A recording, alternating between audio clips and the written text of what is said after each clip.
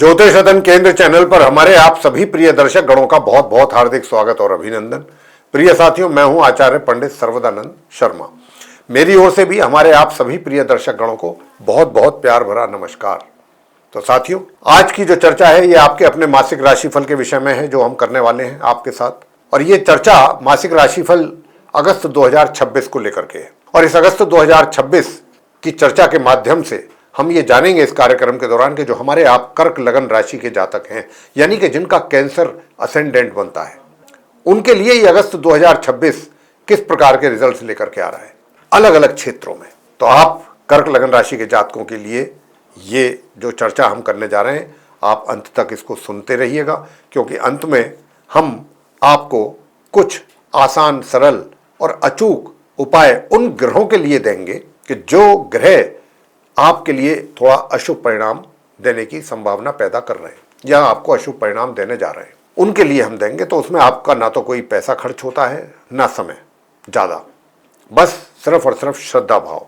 अगर आपने श्रद्धा भाव के साथ उन उपायों को किया तो आपके लिए अगस्त 2026 बहुत सुकून के साथ आप निकालेंगे। तो साथियों, अब क्योंकि यहाँ पर बात चल रही है कि भाई समय कैसा रहेगा, तो समय तो ग्रहों के आधार पर ही अच्छा बुरा चलता है जीवन में।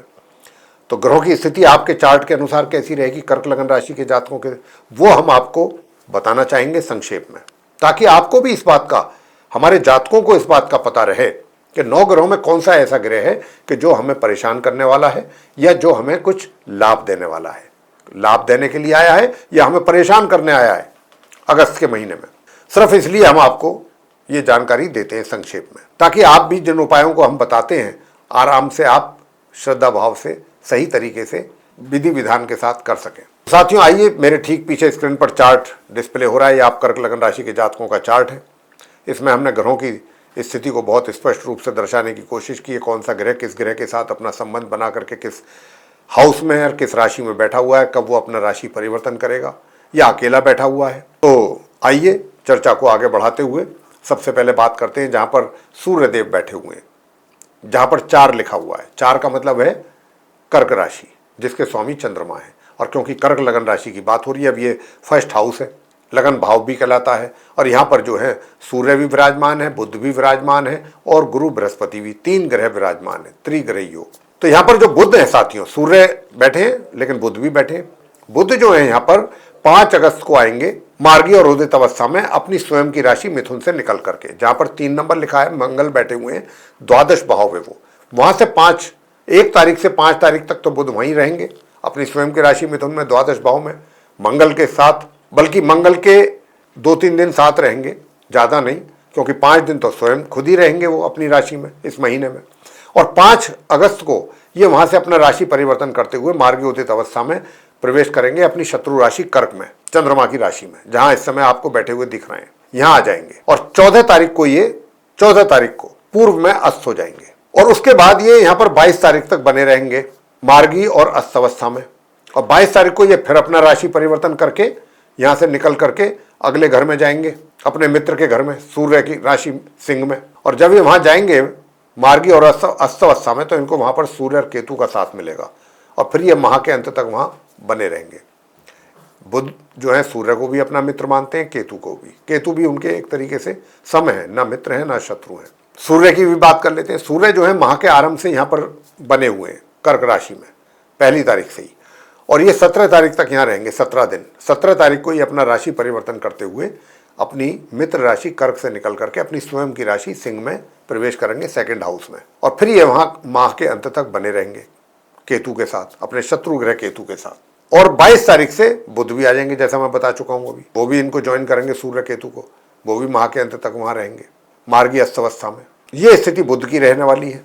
तो मैंने आपको सूर्य की भी बता दी, केतु की भी बता देते हैं। केतु तो जहाँ पर अभी आप उनको 2nd हाउस में बैठे हुए देख रहे हैं, जहाँ 5 नंबर है सिंह राशि में, शत्रु राशि में, तो ये अपनी शत्रु राशि में ही पूरे माह इसी प्रकार बने रहेंगे। बात गुरु बृहस्पति की करते हैं।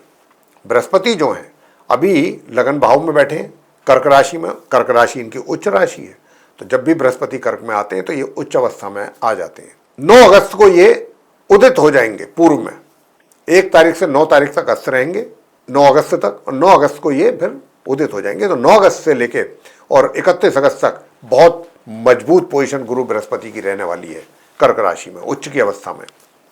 आगे बात करते हैं मंगल को लेकर के। मंगल जो है वो अपनी सम राशि वृषभ में होंगे माह के आरंभ से, पहली तारीख से 1 अगस्त से 11th हाउस में, जहां 2 नंबर लिखा है। लेकिन क्या होगा कि 2 अगस्त को ये अपना राशि परिवर्तन करेंगे, अपनी सम राशि वृषभ से निकलेंगे 11th हाउस से, और ये अपनी शत्रु राशि मिथुन में प्रवेश करेंगे, जहां 3 नंबर लिखा है, जहां इस समय ये दिखाई दे रहे हैं आपको बैठे हुए।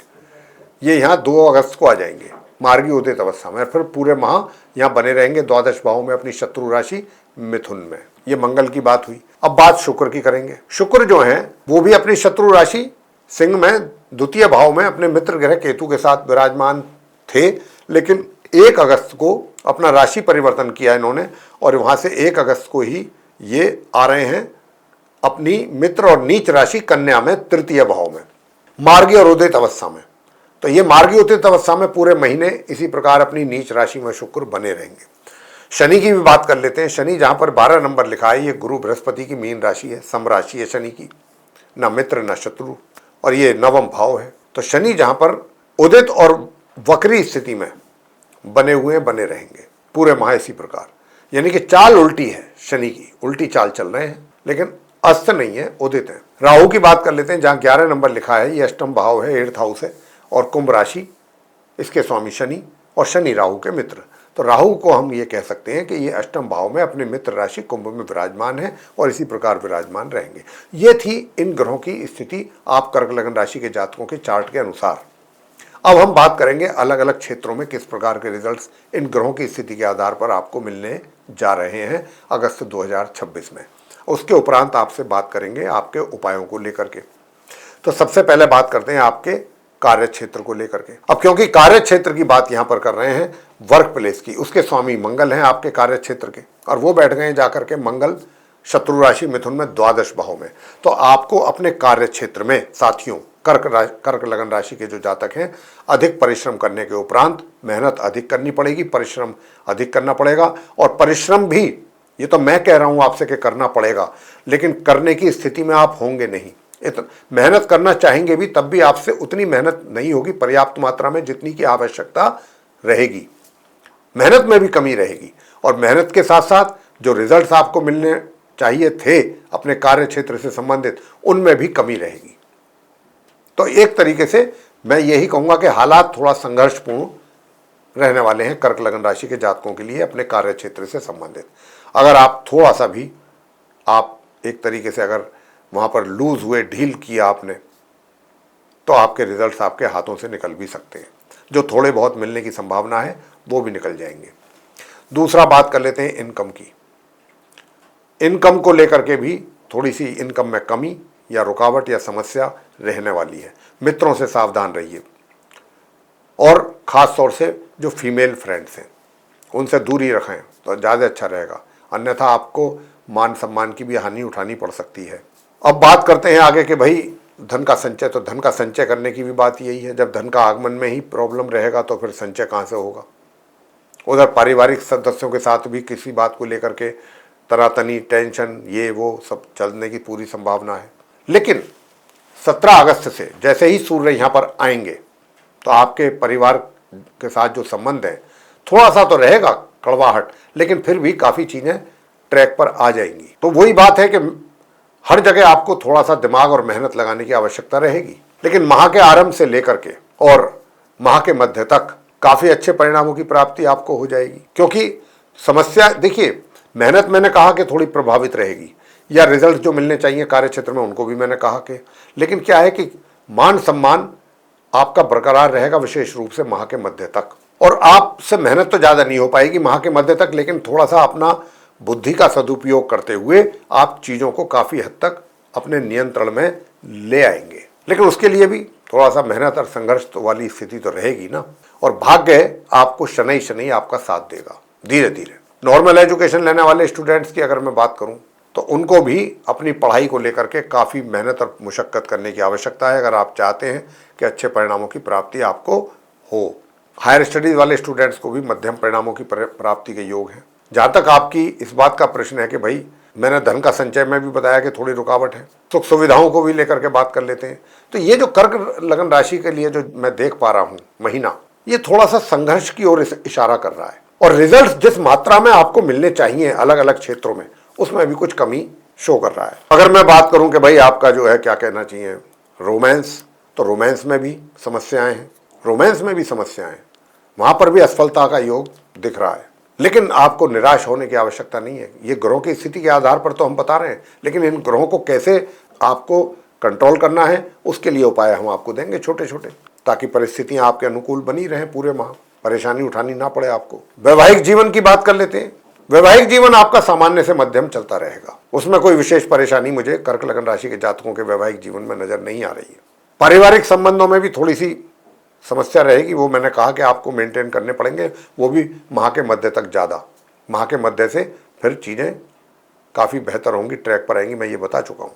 शिक्षा को लेकर के भी मैंने कहा है, नॉर्मल एजुकेशन लेने वालों को बहुत पढ़ाई पर फोकस करने की आवश्यकता रहेगी, वरना आपके रिजल्ट प्रभावित हो जाएंगे। हायर स्टडीज़ वाले जो हैं उनको सामान्य से मध्यम परिणामों की प्राप्ति हो सकेगी। और बात संतान को लेकर के कर रहे हैं, संतान की ओर से भी माता पिता को निराशा हो सकती है उनके रिजल्ट्स को देख करके, उनके कार्यकलापों को देख के। मतलब कई बार क्या होता है कि व्यक्ति थोड़ी मेहनत करके ही बहुत अच्छे परिणाम प्राप्त कर लेता है, और कई बार अथक प्रयास करने के उपरांत भी रिजल्ट्स वो नहीं मिल पाते जिनकी हम आशा करते हैं। बस ऐसी ही कुछ स्थिति इस बार इस महीने कर्क लगन राशि के जातकों के लिए बनती हुई दिख रही है। उधर स्वास्थ्य में भी कुछ कमी के संकेत हैं, स्वास्थ्य का भी बहुत ध्यान रखने की आवश्यकता रहेगी, और शत्रुओं से भी सावधान रहना है। अब इन सभी चीज़ों के लिए उपाय आपको क्या करना है? एक तो नियम से गौ माता की सेवा करें, उन्हें कम से कम 2 रोटी पर देसी घी लगा करके सफ़ेद मिठाई रख लें, नहीं तो चीनी रख लें, अगर नहीं है तो अपने हाथों से गौ माता को जरूर खिलाएं, सफ़ेद रंग की गौ माता। एक तो आप उपाय ये जरूर कीजिए।